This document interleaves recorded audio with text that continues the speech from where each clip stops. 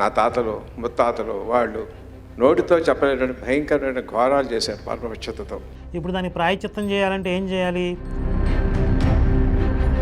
అది చేత కాదు, అది చెయ్యరు. ఏదో ఒక ప్రాపగండా కోసం అబ్బా ఎంత గొప్ప మహానుభావులు. కానీ ఒకే ఒకసారి పోయి అంటరాందరం పట్టించుకోం. ఎప్పుడో తెలుసా, మీ ఆడవాడు మా పక్కలో పడుకున్నప్పుడు స్నానం చేస్తాం, పోయిందనుకుంటాం. ఇక్కడ ఇంతమంది ఉన్నాం. అగ్నికి ఆజ్యం పోసేలాగా ఈయన ఈ పుక్కిటి కథలు పట్టుకొచ్చి, ఈ కల్పితాలు పట్టుకొచ్చి వాళ్ళకి ఇంకొంచెం స్టఫ్ అందించి మీరు దీన్ని కూడా వాడుకోండి.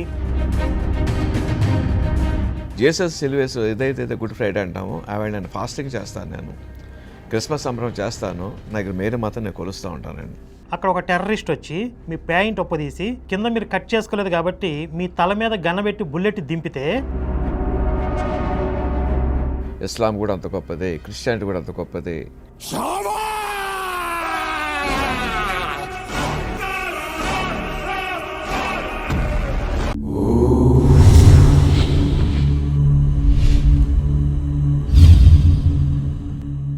సినీ కథా రచయిత రాజమౌళి గారి తండ్రి విజయేంద్ర ప్రసాద్ గారు చేసినటువంటి వ్యాఖ్యల మీద చర్చలు జరుగుతూ ఉన్నాయి. ముందు ఆయన ఏం మాట్లాడారో చూద్దాం. నాకు తెలిసి ఎప్పుడు నేను తప్పు చేయలేదు, కానీ నా తాతలు ముత్తాతలు వాళ్ళు నోటితో చెప్పలేటువంటి భయంకరమైన ఘోరాలు చేశారు పరమవిచ్చతతో. నోటితో కూడా అది తలుచుకున్నప్పుడు నా మనసు సిగ్గుతోటి అవమానంతో కుంగిపోతూ ఉంటుంది. ఇన్ని తప్పులు చేశారా, ఆ వంశంలో పుట్టారా? But I own it. అయ్యే జీన్స్ నాకు ఉన్నాయి, వాళ్ళ ఆస్తులు నేను అనుభవిస్తున్నాను, ఆ పాపంలో కూడా నేను భాగస్వామిని. సో దాని గురించి మీ అందరి ముందు తల వంచి వినయంగా నమస్కరిస్తున్నాను. క్షమించండి, క్షమించండి, క్షమించండి, క్షమించండి, క్షమించండి, క్షమించండి. సరే, ఇక్కడ విజయేంద్ర ప్రసాద్ గారి తాత ముత్తాతలు ఘోరమైన పాపాలు చేశారు. ఇప్పుడు దాన్ని ప్రాయశ్చిత్తం చేయాలంటే ఏం చేయాలి? వారి ఆస్తులు ఏదైతే ఈయన అనుభవిస్తున్నారో ఆ ఆస్తులు ఎవరైతే వర్ణ వివక్షకు గురయ్యారో వాళ్ళ పేర్ల మీద రాసేయాలి. ఇప్పుడు ఈయన సినిమాల ద్వారా చాలా సంపాదన ఆయనకు వస్తూ ఉంటుంది కదా, కోట్లాది రూపాయలు సంపాదిస్తూ ఉన్నారు. అందులో కొంత భాగం అంటే ఈయన బ్రతకటానికి అవసరమైన మొత్తాన్ని ఈయన ఉంచుకొని మిగిలిన మొత్తాన్ని కూడా ఆ వర్ణ వివక్షకు గురైనటువంటి వర్గాలకి ప్రజలకి అందజేస్తే అప్పుడు ఆయన పాపంలో ప్రాయశ్చిత్తం అనేది జరుగుతుంది. ఇది వాళ్ళ పూర్వీకులు చేసిన పాపంలో. అంతేగాని నేను క్షమాపణ చెప్పేస్తున్నాను, వినయంగా క్షమాపణ చెప్పేస్తున్నాను అని చెప్పినంత మాత్రాన ఎవరికి ఉపయోగం? అంటే మీ తాత ముత్తాతలు మీరు చేసిన పాపాల వల్ల ఎవరైతే బాధితులు ఉన్నారో వాళ్ళ జీవితాల్లో ఎంతో కొంత మెరుగుపడాలి అంటే కనుక ఆర్థికంగా వాళ్ళని ఆదుకోండి. కోట్లాది రూపాయల ఆస్తులు మీ ముడ్డి కిందే పెట్టుకుని నేను క్షమాపణ చెప్తున్నాను అని నాటకాలు ఇస్తే ఎవరికి ఉపయోగం? అది చేత కాదు, అది చెయ్యరు.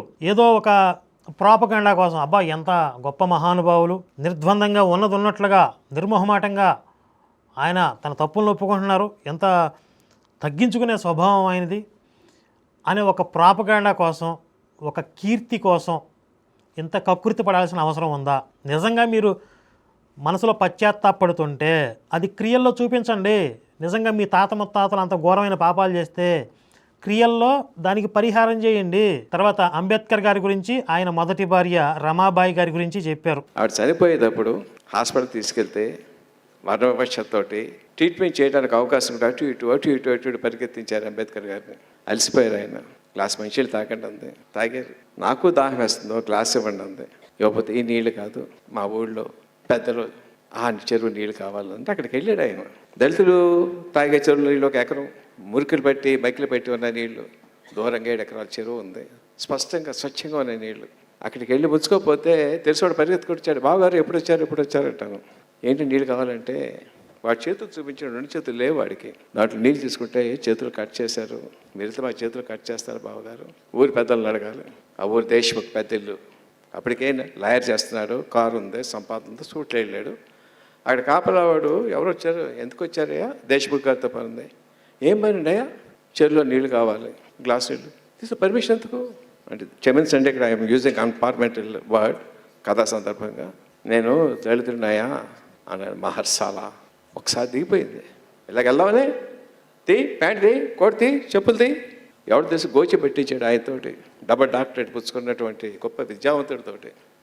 భార్యకి ఇచ్చిన మాట కోసం వెళ్తే వాడు అందరూ నీళ్ళలో ఉన్నారు, ఆయన ఎండే రాతి మీద ఉన్నారు. ఆయన క్యా సాలా క్యా చాయ్ హై తుమ్కో, ఆ చెరువులో గ్లాస్ నీళ్ళు కావాలి. నైదైతే మహర్సాలకు నైదైతే సార్ క్షమించండి, అన్పార్లమెంటరీ లాంగ్వేజ్ కథపరంగా మాట్లాడు తప్ప నా ఉద్దేశం అది కాదమ్మా. నైదైతే కానీ ఒకే ఒక్కసారి పోయి అంటరాందరం పట్టించుకోం. ఎప్పుడో తెలుసా, మీ ఆడవాడు మా పక్కలో పడుకున్నప్పుడు స్నానం చేస్తాం, పోయింది అనుకుంటాం. ఇక్కడ ఇంతమంది ఉన్నాం, మాలో ఎవరిలో ఉన్నా నీ పనులు కానీ మీ ఆడ పనులు కానీ కనిపిస్తున్నాయి చెప్పు, తీసుకెళ్ళచ్చు. భరిస్తున్నాడు ఆయన భార్యకి ఇచ్చిన మాట కోసం. దగ్గర నడిచొస్తాడు, చెమట పడుతుంది ఆయనకి, ఎండలో ఉన్నాడు, కింద గొచ్చు కాలుతుంది. అరే చాలా వీడికి బాగా దాహం వేస్తున్నట్టు ఉందరా, పక్క జనం ఉన్నారు తైనాతి వాళ్ళు. ఉప్పు నీళ్ళైనా పట్టించుకోం కదా, తాగాలి కదా పంట పెట్టి. అవును సార్. సముద్రం నీళ్ళు కూడా తాగాలి కదా. అవును సార్. మరి సముద్రం లేదు కానీ అలాంటి నీళ్ళు ఉన్నాయని చెప్పి పంచి గ్లాస్ పెట్టి వచ్చిపోసాడు, మొహం మీద పోసాడు. పిలో భరించాడు. 2 రోజుల భార్య మనుషులు తాగలేదు, దీన్ని పట్టుకొస్తాడని చెప్పాను. వాడు చేతితో దిగాడు ఆయన. అర్థమైంది, రమా నన్ను చూస్తే కోపం వస్తుందా, బాధ వస్తుందా? లేదండి, మీలో పట్టుదల కనిపిస్తుంది. ఏదో రోజు మీరంటే ఒక దేశానికి తెలుస్తుంది, నాకు తెలుస్తుంది. నేను చనిపోయిన తర్వాత నన్ను తగలబెట్టద్దండి, పూడ్చిపెట్టండి, ఓ మొక్క మాటండి, ఏదో ఆ చెరువు నీళ్ళు తీసుకొచ్చి అక్కడ పోయండి. అప్పుడు స్టార్ట్ అయింది ఆయన పోరాటం నీళ్ళ కోసం. అప్పుడు అర్థమైంది ఆయనకి, రాజకీయంగా ఎదగకపోతే ఏమీ చేయలేమని. ఎంత చదువున్నా ఎంత ఏమీ చేయలేదు, పొలిటికల్ పవర్ కావాలా, జర్నీ స్టార్ట్ అయింది. అంబేద్కర్ గారి గురించి కొన్ని రచనలు ఉన్నాయి, అలాగే ఆయన స్వయంగా రచించిన పుస్తకాలు, తన జీవిత చరిత్ర గురించి చెప్పినవి ఉన్నాయి. వీటిల్లో ఎక్కడా కూడా ఏ ప్రామాణిక గ్రంథాల్లో కూడా ఈయన చెప్పిన కథ లేదు. మరి ఎక్కడి నుంచి తీసుకుని మాట్లాడుతున్నారు? అసలే అంటరానితనం పేరుతో, అంబేద్కరిజం పేరుతో లేనివి ఉన్నవి అన్నీ కలిపేసి ఒక వర్గం ప్రజలని హిందుత్వం మీదకి రెచ్చగొట్టేటటువంటి కొన్ని గ్రూపులు ఉన్నాయి. ఆ గ్రూపులకి అగ్నికి ఆజ్యం పోసేలాగా ఈయన ఈ పుక్కిటి కథలు పట్టుకొచ్చి, ఈ కల్పితాలు పట్టుకొచ్చి వాళ్ళకి ఇంకొంచెం స్టఫ్ అందించి, మీరు దీన్ని కూడా వాడుకోండి, దీన్ని కూడా వాడుకొని ఇంకా రెచ్చగొట్టండి జనాల్ని, ఇంకా హిందుత్వం మీద పడండి, తన్నుకు జావండి అనే విధానం తప్ప ఇందులో ఎవరికన్నా ఉపయోగం ఉందా? ఇంత సున్నితమైన అంశం గురించి మాట్లాడేటప్పుడు కనీసం ప్రామాణికమైన చరిత్రను తీసుకోవాలి, దీనికి ఒక ఆధారం ఉండాలి అనే స్పృహ ఉండాలి కదా విజేంద్ర ప్రసాద్ గారికి. అంటే వ్యక్తిగత ప్రాపగాండా, అక్కడ ఉన్న వాళ్ళతో చప్పట్లు కొట్టించుకోవాలి, వాళ్ళతో జేజేలు చెప్పించుకోవాలి అనే రంది ఆర్భాటం తప్ప సామాజిక బాధ్యత లేదా? మళ్ళీ ఇదే మహానుభావుడు గతంలో ఇంకొక వీడియో మాట్లాడాడు, అదేంటో చూద్దాం. నేను పరిపూర్ణ 100% పాడలేని హిందువుని. హిందూ మతం ఏం చెప్తుందంటే, ఏకం సత్ విప్రాబహుదా వదంతి, భగవంతుడు ఒకడే రకరకాల పేర్లతో పిలుస్తాడు అన్నమాట. పరిపూర్ణంగా నమ్ముతానండి. ఆ భగవంతుని చేరుకోవటానికి, ఆత్మ సాక్షాత్కారానికి హిందూ మతం ఎంత గొప్పదో, ఇస్లాం కూడా అంత గొప్పదే, క్రిస్టియానిటీ కూడా అంత గొప్పదే, జైను కూడా అంత గొప్పదే, బౌద్ధం కూడా అంత గొప్పదే అని పరిపూర్ణంగా నమ్ముతాను నేనండి. ఆ మతాల పట్ల నాకు ఏమాత్రం ద్వేషభావం లేదు కదా, విపరీతమైన గౌరవం ఉందండి. నేను వెళ్ళింది విదేశాలు ఒకే ఒక్క కంట్రీ అండి, ఇజ్రాయెల్. మన స్వాతంత్రం వచ్చిన దగ్గర నుంచి ఎప్పుడెప్పుడు ఎక్కడెక్కడ క్రైసిస్ వచ్చినా సరే, that the first country to stand by us. ప్రపంచ అన్ని దేశాల్లో కూడా యూదుల్ని పెర్సిక్యూట్ చేశారండి. బట్ భారతదేశం ఒక్కచోటే సగౌరవంగా పిలిచి కడుపుని పెట్టుకుందండి భారతదేశం అండి. కాబట్టి ఆ దేశం అంటే నాకు ఇష్టం అండి. రెండోది ఎందుకు ఇష్టం అంటే, ప్రపంచంలో గొప్ప మతాలు, క్రిస్టియానిటీ అక్కడ పుట్టిందండి, యూదు మతం అక్కడ పుట్టిందండి. ఇస్లాంలో కూడా గొప్ప మాస్కులు ఏదంటే మక్కా, మదీనా. అక్కడ వెళ్ళటానికి కుదరదండి, ఎందుకంటే వేరే మతస్థులు వాళ్ళు రానివ్వరండి. దాని తర్వాత జెరూసలంలో అల్ అక్సా అనే మాస్క్ ఉందండి. ఆ మాస్క్ ఎదిగించే మహమ్మద్ ప్రవక్త స్వర్గంలోకి వెళ్ళారని చెప్పని వాళ్ళ తాలూ ఖురాన్ చెప్తా ఉందండి. సో అది చూడాలనే ఉద్దేశంతో ఇజ్రాయెల్ వెళ్ళాను, జెరూసలం వెళ్ళాను, అల్ అక్సా మాస్క్లో ప్రార్థన చేశానండి. అక్కడ జీసస్ని సిలువేసినటువంటి రోడ్డు ఒకటి ఉంది, దాన్ని వయ్యా అప్యా అంటారండి. క్రిస్టియన్ మతం నమ్మేవాళ్ళందరూ కూడా చాలామంది అక్కడ ఒక క్రాస్ని సింబాలిక్గా మోస్తూ, ఆ బరువును మోస్తూ కాస్త దూరం ఆయన ఎంత బాధపడ్డారో ఆ బాధను వాళ్ళు కూడా మించడానికి ఒక రిచువల్ నడుస్తూ ఉంటుందండి. నా యథాశక్తి నేను కూడా క్రాస్ మోసానండి. సో నా క్రిస్టియన్ హిమ్స్ వింటా ఉంటే నా కళ్ళంటే నీళ్ళు తిరుగుతాయండి.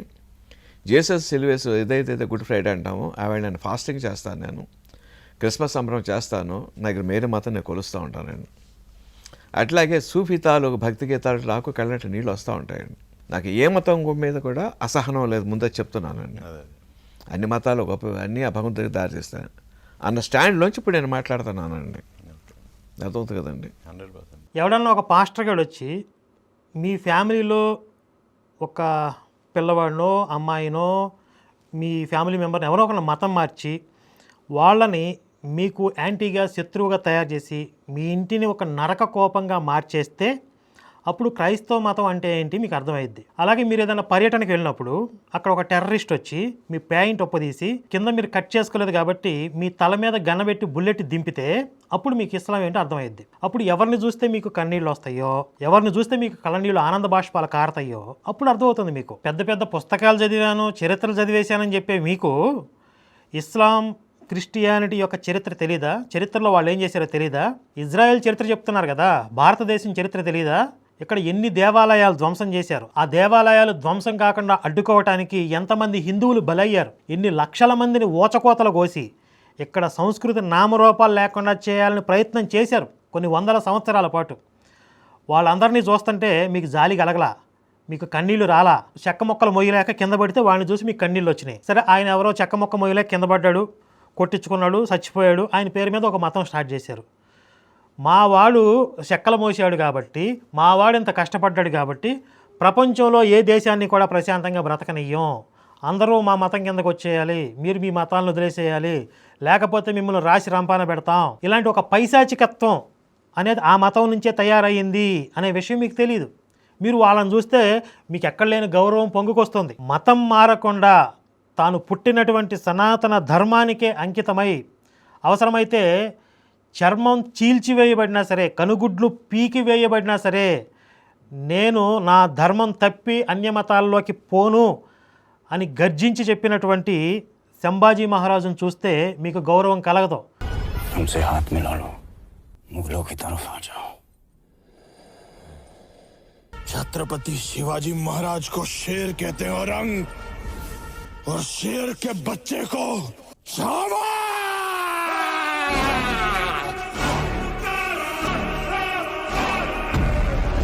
ఆయన అనుభవించిన బాధను చూస్తే మీకు కన్నీళ్లు రాలేదు.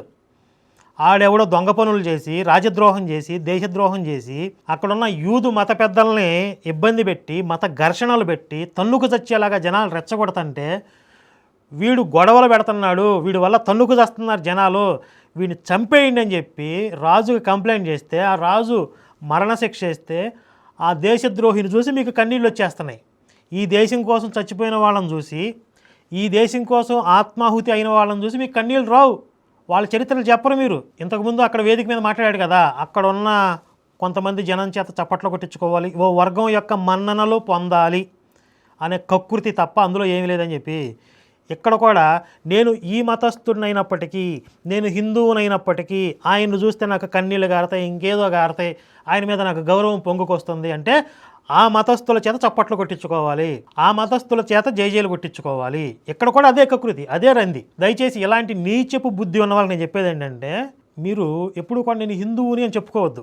నిజమైన హిందువు ఎప్పుడు అవుతాడు అంటే, హిందుత్వం యొక్క ఔన్నత్యం గురించి చెప్పినప్పుడు, హిందుత్వం కోసం ఎవరైతే అమరవీరులయ్యారో, ఎవరైతే బలిదానాలు చేశారో వాళ్ళ చరిత్ర గురించి చెప్పినప్పుడు, వారి యొక్క త్యాగాలతో స్ఫూర్తి పొంది మనం కూడా మన ధర్మాన్ని రక్షించుకోవాల్సిన ఆవశ్యకత గురించి భవిష్యత్తు తరాలకి తెలియజేసినప్పుడు వాడు హిందువు అవుతాడు. ఎవరైతే హిందుత్వాన్ని కబళించాలని ప్రయత్నం చేస్తున్న కొన్ని దుష్టశక్తులు ఉన్నాయో, ఆ దుష్టశక్తులను చూస్తే నా గౌరవం పొంగుకొస్తుంది, ఆ దుష్టశక్తుల్ని నేను మీకు అంటగడతాను, వాటిని నేను గొప్పగా చెప్తాను అంటే వాడు హిందువు కాడు.